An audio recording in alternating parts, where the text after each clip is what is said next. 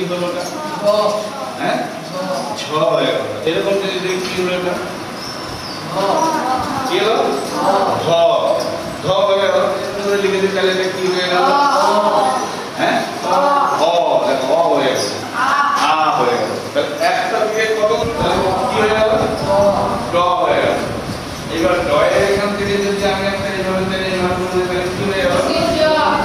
বর্গীয় জ। অষ্টম শ্রেণীর শ্রেণীকক্ষ, সেখানে অষ্টম শ্রেণীর ছাত্রছাত্রীরা রয়েছেন, শিক্ষক মশাই রয়েছেন। শিক্ষক মশাই পড়াচ্ছেন ব্ল্যাকবোর্ডে লিখে লিখে অ আ ক খ।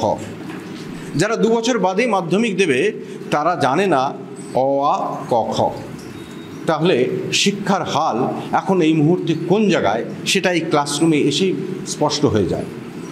সবথেকে মজার বিষয়, এই ক্লাসরুমে কিন্তু শুধুই অষ্টম শ্রেণী নয়, সপ্তম শ্রেণীর 2 জন পড়ুয়াও রয়েছে। সব মিলিয়ে মোট 5 জন। গোটা স্কুলে এই 5 জনই স্টুডেন্ট এসছে।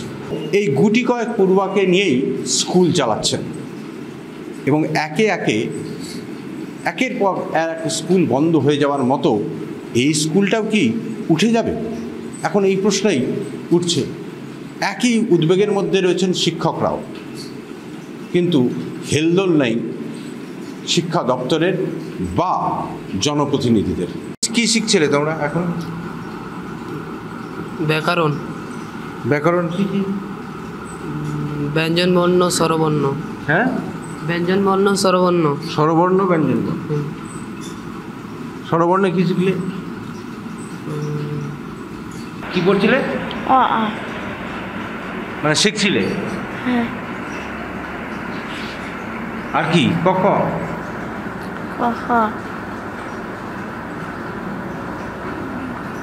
তো অ আ কোন ক্লাসে পড়েছো? ক্লাস 7-8-এর ছাত্রছাত্রীকে অ আ শেখাতে? হ্যাঁ, শেখাতে হচ্ছে, নাম ধাম শেখাতে হচ্ছে, অনেক কিছু শেখাতে হচ্ছে। কিন্তু শিখিয়েও তো আমরা শেখাতে পারছি না অতটা করতে, কারণ মাথায় নিতে পারছে না সব, এতটা হয়ে এসছে, এদের বেসিক ইটাই নাই। দায়টা কার? এটার জন্য কেন ক্লাস 8-এর বাচ্চাকে অ আ শেখাতে হবে? এখন অ আ শেখাতে হবে, গার্জিয়ানরা 1 নম্বর একটা দায়ী আছে, সরকারি পদক্ষেপেরও কত কিছু ভুল আছে।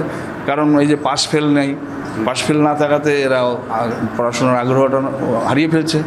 ক্লাস 5 থেকে যারা যে সমস্ত আমাদের 5-এ ভর্তি হয়েছে, ওরা এমনই একটা জানেন, ওদের ব্যাপারটা হচ্ছে অ আ ক খ জ্ঞানটা না, ওদেরকে যে আমরা শিখাচ্ছি কিন্তু ব্রেনের মধ্যে ওদের নিতে পারছে না,